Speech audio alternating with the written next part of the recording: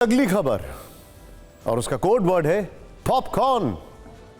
Popcorn आप सभी खाते होंगे, लेकिन जरा संभल के, क्योंकि उसमें 3 प्रकार के टैक्स हैं। इमोशनल टैक्स की बात नहीं कर रहा हूं मैं। यह शब्द जिसे हम पॉपकॉर्न कहते हैं पिछले 48 घंटे से बहुत ट्रेंडिंग है और सिनेमा हॉल के बाहर ज्यादा ट्रेंड कर रहा है। सोशल मीडिया पर बहस तो छिड़ी है, मीम्स की भी बाढ़ आ गई है। इसकी शुरुआत शनिवार को जीएसटी काउंसिल की बैठक के बाद हुई। उस बैठक में पॉपकॉर्न पर जीएसटी की 3 दरें तय की गई। पॉपकॉर्न पर जीएसटी की 3 दरें। अगर आपने नमक और मसालों से तैयार खुला पॉपकॉर्न खरीदा है तो 5% जीएसटी लगेगा।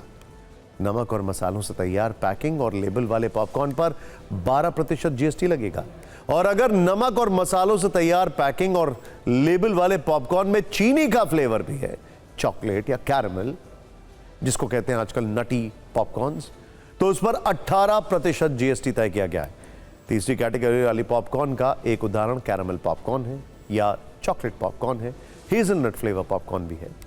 हल्के फुल्के मीठे नमकीन जायके वाले पॉपकॉर्न का आप सबने स्वाद चखा होगा, बल्कि इसके लिए आपने काफी ज्यादा पैसे सिनेमा हॉल में भी दिए होंगे। लेकिन जीएसटी की नई व्यवस्था के बैनर तले अब तस्वीर कुछ ऐसी बनी है कि इसका विभाजन अमीरी और गरीबी में होने लगा है। आप 3 कैटेगरी में रख सकते हैं। पहला गरीब पॉपकॉर्न, दूसरा मध्यवर्गीय पॉपकॉर्न और तीसरा अमीर पॉपकॉर्न। मतलब पॉपकॉर्न की कीमत और टैक्स स्वाद अनुसार, बल्कि मीठे अनुसार। एक बार सुनिए देश की वित्त मंत्री निर्मला सीतारमण जीएसटी दरों वाले पॉपकॉर्न टैक्स पर क्या कह रही हैं, फिर आगे की कहानी। टैक्स ऐसे विषय है जिसमें बहुत लेयर्स होता है। कोई आंख बंद करके टैक्स लगाते भी नहीं है और आंख बंद करके हटाते भी नहीं है। ऐसे स्टेट्स हैं जहां नमकीन के नाम में पॉपकॉर्न सॉल्टेड भी सेल होता है। नमकीन है वो, मगर जब पॉपकॉर्न सॉल्टेड सिर्फ नहीं है, उसमें कैरमलाइज्ड पॉपकॉर्न भी मार्केट में आता है एडेड शुगर के साथ। एडेड शुगर के चीज हर एक में रेट एक है, नमकीन के ऊपर रेट कम है। सो कैरमलाइज्ड पॉपकॉर्न का ट्रीटमेंट के ऊपर सब लोग विस्तार से चर्चा की। When you talk outside it looks silly, अरे पॉपकॉर्न के ऊपर इतना चर्चा चाहिए क्या? मगर हर आइटम के ऊपर फिटमेंट कमेटी में स्टेट्स भागीदारी लेकर चर्चा करने के समय वो क्लियरली बोलते हैं एडेड शुगर वाले चीज को तो हम ट्रीटमेंट अलग ही देते हैं। इसीलिए पॉपकॉर्न का ट्रीटमेंट में जब तक वो नमकीन है, सॉल्टेड है, मसाला एडेड है, सब 5%, am I right? But when it has added caramelized sugar, it is no longer नमकीन, इसीलिए उसका रेट अलग है।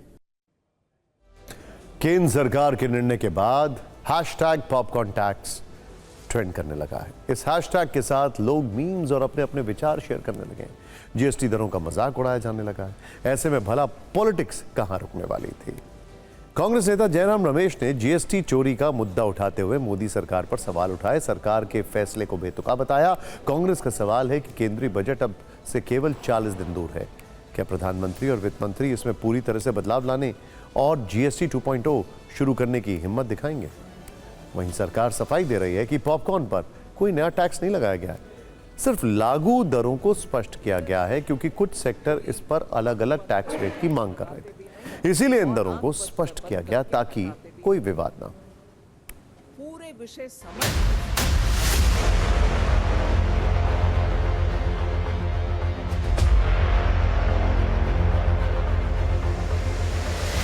बहुत हंसी आती है कभी कभी जिन लोगों ने भी ऐसा स्लैब लगाया है कि हम समझते हैं कि किसी भी सोचे समझे विचार से नहीं हुआ है। ध्यान हटाने के लिए किसान के सवाल न पूछे कोई, बेरोजगारी पर कोई सवाल न करे, महंगाई पे कोई सवाल न करे।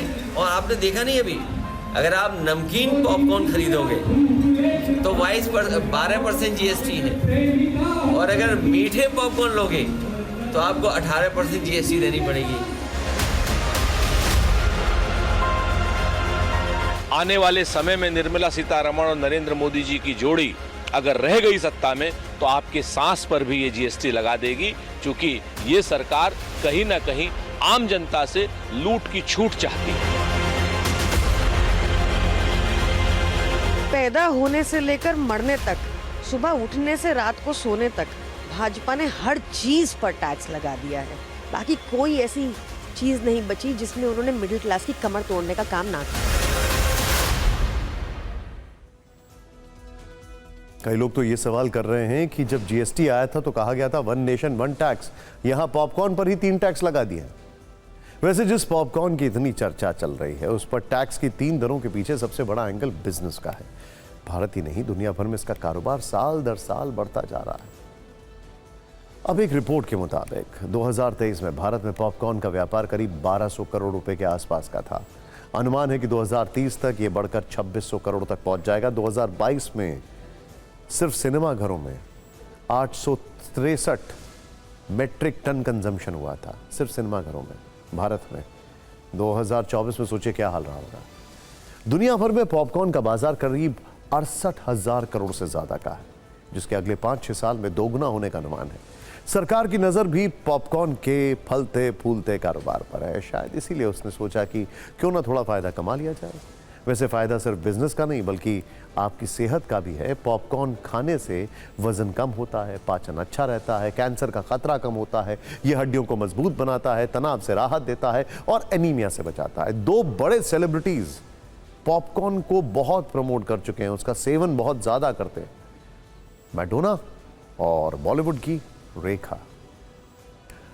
जब पॉपकॉर्न इतना सुर्खियों में है तो हमने इसका इतिहास भी खंगाला और आपके लिए तथ्यों पर आधारित एक फाइल तैयार की है। जरा ध्यान से देखिए। 8000 साल पहले मेक्सिको और मध्य अमेरिका में टेओसिंटे नाम का एक जंगली घास उगती थी, जिसे कॉर्न यानी मक्का का पूर्वज माना जाता है। उससे निकला है पॉपकॉर्न। दावा किया जाता है कि सबसे पहले पॉपकॉर्न अमेरिका में खाया गया।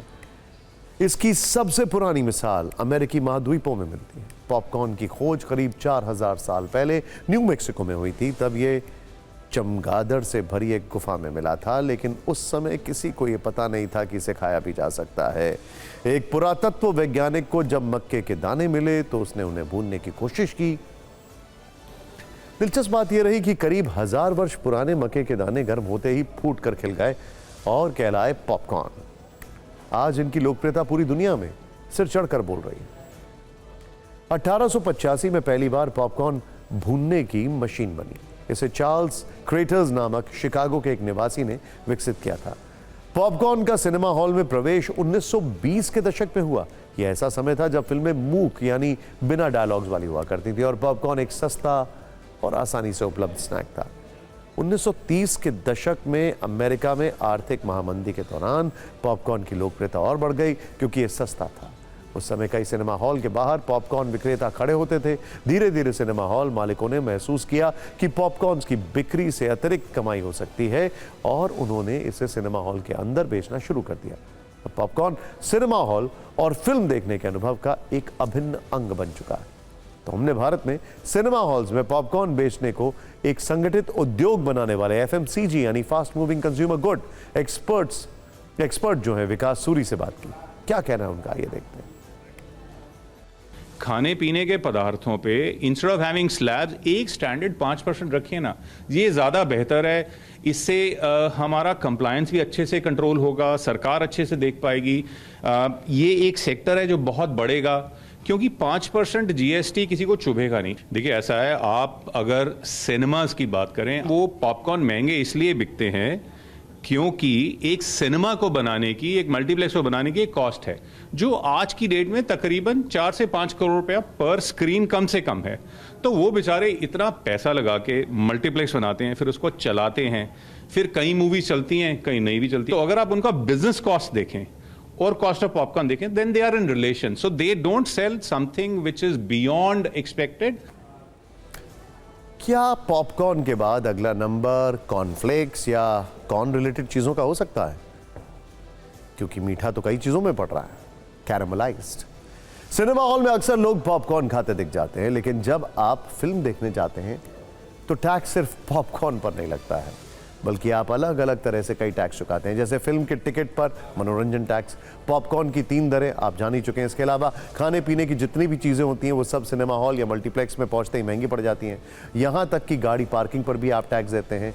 आप एक फिल्म देखने पर अपनी जेब कितनी ढीली करते हैं ये समझ ही गए होंगे। और हाँ, आप ऑलरेडी एक टैक्स पेयर हैं और उसके बाद आप और टैक्स दे रहे हैं। यहां से पकड़ो या यहां से पकड़ो, कान बार बार पकड़े जा रहे हैं।